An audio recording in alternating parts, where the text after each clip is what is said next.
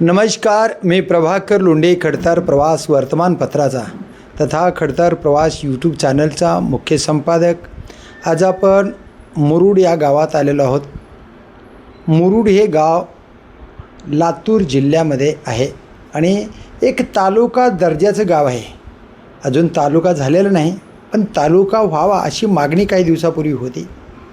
सुधारित गाव आहे. या गावात BJPचे कार्यकर्ते आहेत. अत्यंत सुंदरपणे काम करतात. समाजसेवेचा या व्यक्तीला ध्यास आहे आणि त्यांना उपराष्ट्रपतीच्या हस्ते पुरस्कारसुद्धा आहेत. असे विविध पुरस्कार या कार्यकर्त्याला मिळालेले आहेत. हेतू एकच की जनसेवा हीच ईश्वर सेवा असा भाव मनात बाळगून हे व्यक्तिमत्व काम करत आहे. आपण त्यांच्याकडून जाणून घेणार आहेत की भावी काळामध्ये जनसेवेसाठी काम करण्याचा जो संकल्प आहे तो कसा आहे.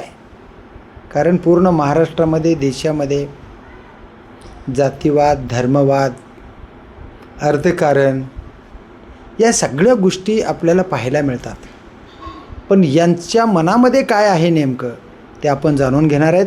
आपल्यासोबत आहेत हनुमंत गोविंदराव नागटिळक, राहणार मुरुड, तालुका जिल्हा लातूर. सध्या ती BJPचे काम करतात. आपण त्यांना विचारूया नेमकं कशा पद्धतीनं आपलं मन समाजसेवा करण्यासाठी आता काय करत आहे. आपण विचारूया. आपल्यासोबत आहेत हनुमंत गोविंदराव नागटिळक. नमस्कार सर, खडतर प्रवासमध्ये. नमस्कार. आज तुम्ही मला वाटतं 1980च्या दशकापासून 86पासून 86ला विश्व हिंदू परिषदेचं काम चालू केलं. बरं. आणि 12 एप्रिल 1987ला भारत इथं शिवसेनेची शाखा स्थापन केली. बरं. हां, मोदा जोशी बाळासाहेब ठाकरे. मोदा जोशी म्हणून आमदार होते ठाण्याचे. त्यांच्या हस्ते आपण इथं या ठिकाणी शाखा स्थापन केली. आणि तेव्हापासून शिवसेनेचंच काम करत असताना, परंतु एक हिंदुत्ववादी विचाराचं मग संघाचं काम आहे, विश्व हिंदूचं आहे, RSSचं आहे, बजरंग दल आहे, जे म्हणून काही या विचाराशी लोक आहेत ते सगळे आपले म्हणून आपण काम केलं. आणि त्याच्यामध्ये अयोध्येचं आंदोलन असेल किंवा आता हे बाकीचे, तर दिल्लीला एक हिंदू चेतना मेळावा अटलजीच्या नेतृत्वाखाली होता. जे साधू संतावरती गोळीबार केल्यानंतर अटलजीने एक राजघाट ते बोट क्लब एक लॉंग मार्च काढला होता. 25 लाख हिंदू साधू महात्मे या ठिकाणी होते. तो मोर्चासुद्धा आपण अटेंड केला. जवळ 42 कार्यकर्ते घेऊन गेलो होतो. त्याच्यानंतर अयोध्येमध्ये जे एक ढाचा पाडला गेला त्याच्यामध्ये 79 कार्यकर्ते घेऊन 13 दिवस अयोध्येमध्ये होतो ते ढाचा पाडण्याच्या ह्याच्यामध्ये. आणि अशा पद्धतीनं अभियान राबवत गेलो. आणि त्याचबरोबर समाजाचं काम करताना खास करून आरोग्य क्षेत्रामध्ये जास्त काम, म्हणजे राजकारणाच्या पलीकडे जाऊन जवळपास 13,000 ते 14,000 ब्लड बॅग आपण दिलेले आहेत. 14,000 14,500च्या जवळपास.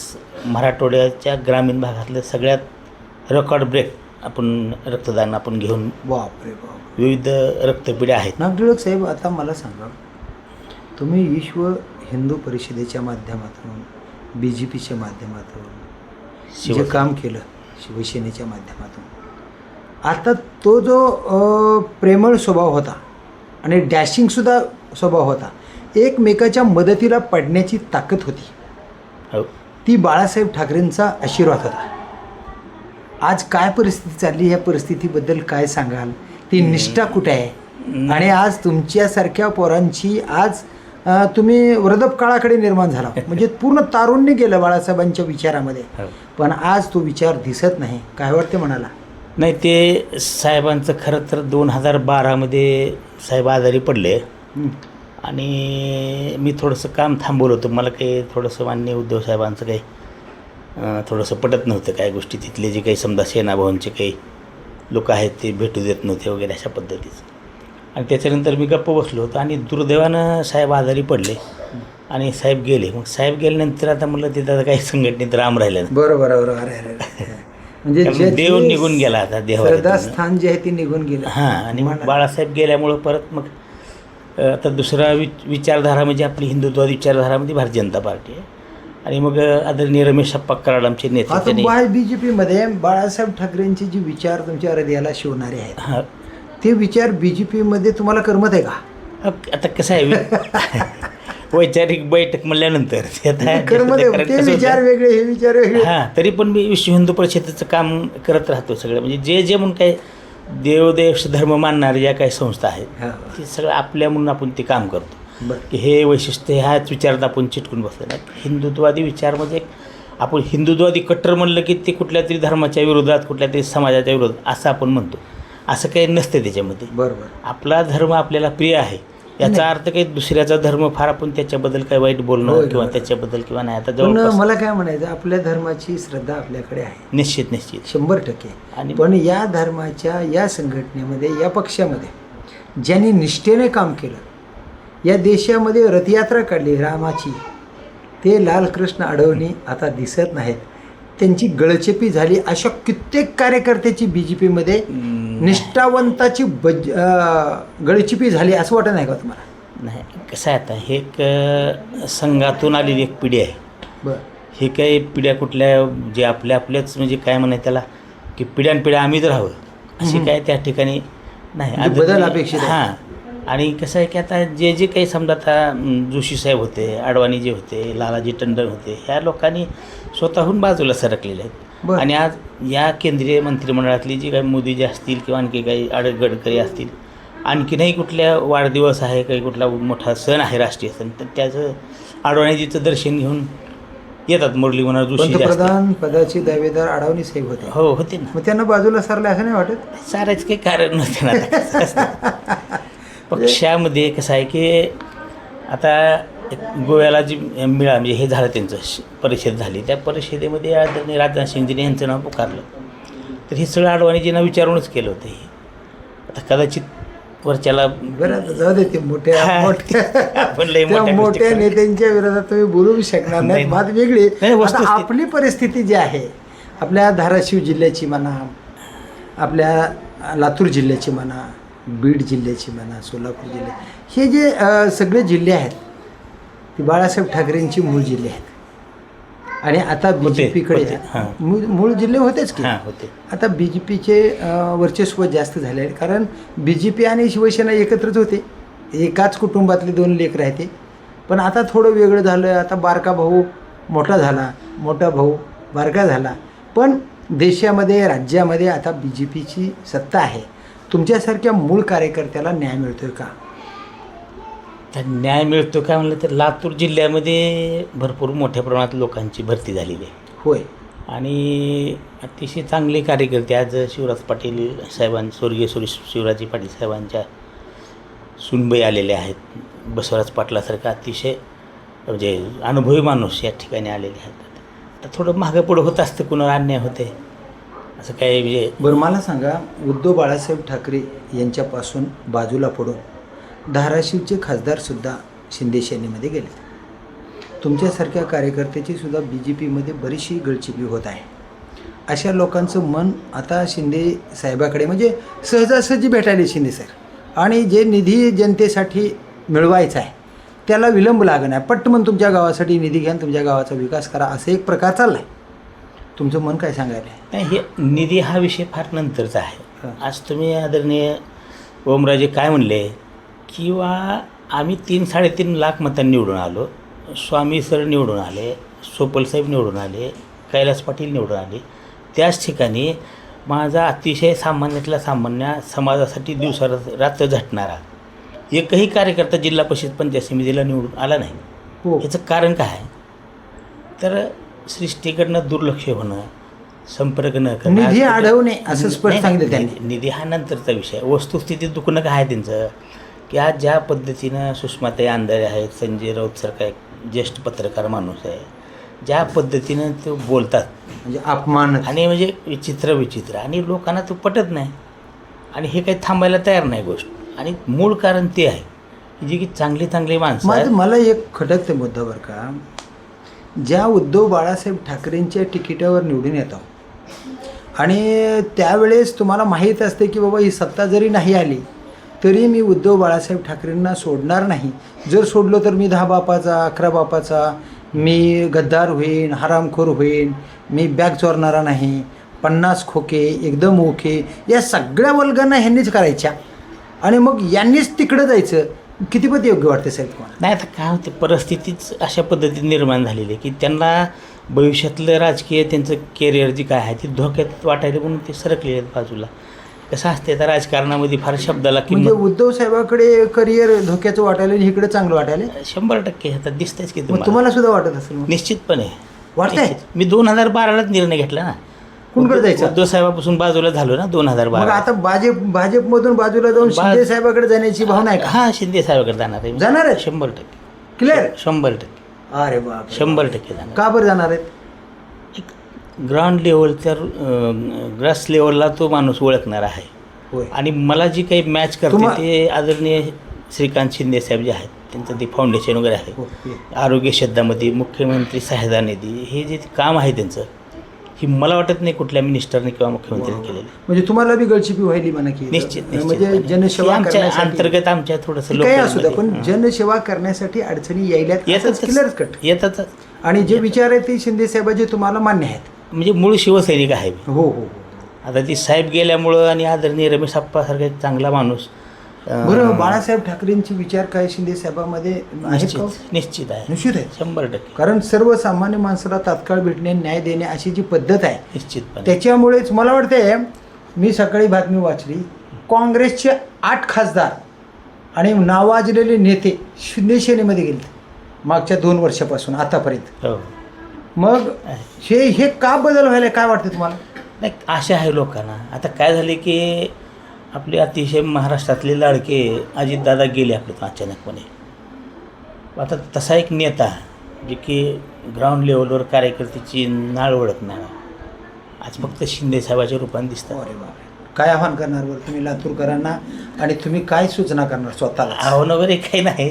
मी आता आदरणीय तानाजी साहेबांचं माझं बोलणं झालं 1-2 वेळेस. काल दादांच्या घरी गेलो होतो वाडीला, त्यांच्याशी बोलणं झालेलं आहे. बरं बरं बरं. विनायक, म्हणजे तुम्ही ओमदादा सोबत जाणार आहेत? हां. असं आहे ना. आणि आमचे आता माजी मंत्री माजी आमदार आपले विनायकरावजी पाटील ते शिवसेनेमध्ये आलेले आहेत. असे आता हे आपले भालेकर साहेब आहेत माझे मग आमदार. एक बातमी तुम्हाला जाणवत असेल की बाबा काही 4 आमदार एकनाथ शिंदे साहेबाला जाऊन मागडल्या 4-8 दिवसामध्ये भेटलेत आणि अजून 12 ते 13 आमदार संपर्कात आहेत. अजून उद्धव बाळासाहेब ठाकरेंचे 12-15 आमदार फुटणार आहेत आणि शिंदे साहेबाकडे भेटणार आहेत, तिकडे जाणार आहेत, अशी बातमी आहे. काय वाटतं बरं, खरं वाटते का बातमी? जाऊ शकतात. आता कसं आहे, आता त्यांचे विषय आहेत, परंतु फार काय त्यांना साध्य होणार नाही. कारण कसं आहे, आता आदरणीय शिंदे साहेबांचे जे काम करण्याचा जो आताची जी स्पीड आहे त्याच्यानंतर आपल्याला पक्षामध्ये फार मोठ्या प्रमाणात आणखी लोक येतील आणि येऊन काम करून निवडून येतील. पुन्हा काही लोकांची काही आयात करायची मला काय वाटते माहिती का, काही लोक म्हणतात की बाबा शिंदे सेनाच नष्ट होईल भावी काळात 2029ला, असं त्यांचं मत आहे. म्हणजे उद्धव बाळासाहेब ठाकरेंच्या, संजय राऊतचं, बाकीच्याचं, काल मी रोहित पवारांना विचारलं, तुमचे बी काही आमदार फुटणार आहेत असं कळत आहे, पण फुटलेल्या आमदाराविषयी काय मत आहे आणि फुटलेल्या आमदाराला झुडपून काढा अशा पद्धतीचं आव्हान संजय राऊतनं केलं आणि त्याचं नेतृत्व शरदचंद्रजी पवार करणार आहेत, या विषयावर काय मत आहे असं रोहित पवारांना मी विचारलं. तर पवारसाहेब म्हणले, पवारसाहेबांचं नेतृत्व होण्याच्या अगोदर जनता झोडपून काढेल आणि हे तुम्हाला पाहायला मिळेल. म्हणजे निष्ठा कुठंतरी आहे, कार्यकर्त्याला धोका देणाऱ्या खासदाराला, आमदाराला जनता सोडणार नाही असं मत त्यांनी मांडले. तुम्हाला काय वाटतं? खरं तर ही परंपरा सुरू कोणी केली आहे पक्ष फोडायचे? शरद पवार साहेबांनी केली. बरं. त्यांनी जवळपास बऱ्याच वेळेस 99पर्यंत 2-4 वेळेस काँग्रेस फोडली. सुरुवात त्यांनीच केली ना. आता राहिला प्रश्न राऊत साहेबांचा, तर राऊत साहेब काय म्हणले ते 19ला की आता भाजप शिवसेनेचे आता शिंदे गटाने 25 वर्ष इकडे फिरकायचे नाही म्हणले. किती वर्ष टिकले? तेव्हापासून ते तारीख देत आहेत ते. त्याला काही अर्थ नाही. कारण कसं कोण राऊत साहेब म्हणले होते का 25 वर्ष? हां, 25 वर्ष. आता आमचे मुख्यमंत्री म्हणजे एकत्र होते त्यावेळेस? नाही, फुटल्यानंतर हां, उद्धव साहेब मुख्यमंत्री झाल्यानंतर ते त्यांना विचारलं की आता 25 वर्ष उद्धव ठाकरे साहेब काय मुख्यमंत्री पदावर हलणार नाहीत. 2.5 वर्ष राहिले. 2.5 वर्ष मुश्किलनं राहिले ते बी. तर काय राजकारणामध्ये कसं असतं, आता कुणी असं म्हणू शकतं हां आता भारतीय जनता बरं, पार्टी आता राजकारण गडूळ झालंय काय निष्ठेवर? निश्चित झाले ना, निश्चित झाले ना, निश्चित झाले, अशी परिस्थिती आहे. निश्चित झाले. तर हे आहेत हनुमंत गोविंदराव नागटिळक. राजकारण गडूळ झालेलं आहे. निष्ठावान कार्यकर्त्याला न्याय मिळत नाही. श्रद्धास्थान निघून गेलं, देवच निघून गेला तर मी तिथं राहून काय उपयोग, असं बाळासाहेब ठाकरे यांच्या बाबतीमध्ये ते म्हणाले. कारण बाळासाहेब ठाकरे हे आमचे देव होते आणि उद्धव बाळासाहेब ठाकरेंना खरं म्हणलं तर ते राजकारणी नाहीतच. हां आणि राजकारणी नसल्यामुळे त्यांना राजकारणाची संघटना कशी टिकवून ठेवायची हे मला भवितव्य दिसलं नाही तिथून. आणि म्हणून मी बाजूला आलो, मी भाजपामध्ये गेलो. पुन्हा विश्व हिंदू परिषद वगैरे भाजपामध्ये मी टिकलो. कारण ते विचार आणि ठाकरे साहेबांचे विचार एक होते म्हणून इथं टिकलो. पण इथंही मला न्याय मिळाला. जनतेला सेवा करण्याची संधी मिळेल असं मला भवितव्य वाटेना. जनतेतला नेता आणि तात्काळ भेट करून आपला प्रश्न सॉल्व करणारा नेता, बाळासाहेब ठाकरेंच्या विचाराचा नेता फक्त आणि फक्त एकनाथ शिंदेसाहेब माझ्या नजरेमध्ये दिसतात. आणि म्हणून मी भाजपा सोडून एकनाथ शिंदे गटामध्ये जाण्याचा निर्णय घेतला. मी ओमराजे निंबाळकर खासदार यांना जाऊन भेटलो, तानाजी सावंत यांच्याशी संपर्क साधला आहे आणि लवकरच माझा प्रवेश एकनाथ शिंदे गटामध्ये होणार आहे. कारण जनसेवा हेच ईश्वर सेवा, ज्याचा हेतू साफ त्याला यश आपोआप, अशा पद्धतीची एक म्हण आहे. आणि ती म्हण पूर्ण करण्यासाठी, जनतेची सेवा घडवण्यासाठी मी शिंदे सेना या सेनेमध्ये लवकरच जाणार आहे आणि जनतेची सेवा करणार आहे. तो योग लवकर साध्य व्हावा हीच ईश्वरचरणी प्रार्थना आहे. आणि शिंदे साहेबासोबत काम करण्याची चांगली संधी आणि गोरगरिबाला न्याय देण्याचं भाग्य मला लाभावं अशीच भावना हनुमंत गोविंदराव नागटिळक यांनी व्यक्त केली. तर बघूया येणाऱ्या काळामध्ये कशा पद्धतीनं एकनाथ शिंदेसाहेब अशा विविध कार्यकर्त्यांना साथ देतील आणि जिल्ह्यातले कार्यकर्ते जनतेची सेवा करण्यासाठी कसे तयार होतील तेच पाहूया येणाऱ्या काळात. मी प्रभाकर लोंढे, खडतार प्रवास यूट्यूब चॅनलचा मुख्य संपादक. या चॅनलला सबस्क्राईब करा, शेअर करा, लाईक करा, बेल आयकॉनचे बटन दाबा आणि आपले विचार या गढूळ झालेल्या राजकारणामध्ये जे खरे ते खरे आणि खोटे ते खोटे विचार कमेंट बॉक्समध्ये जनतेच्या हितासाठी नोंद करा. धन्यवाद मुरुडकर, धन्यवाद लातूरकर. जय हिंद, जय महाराष्ट्र.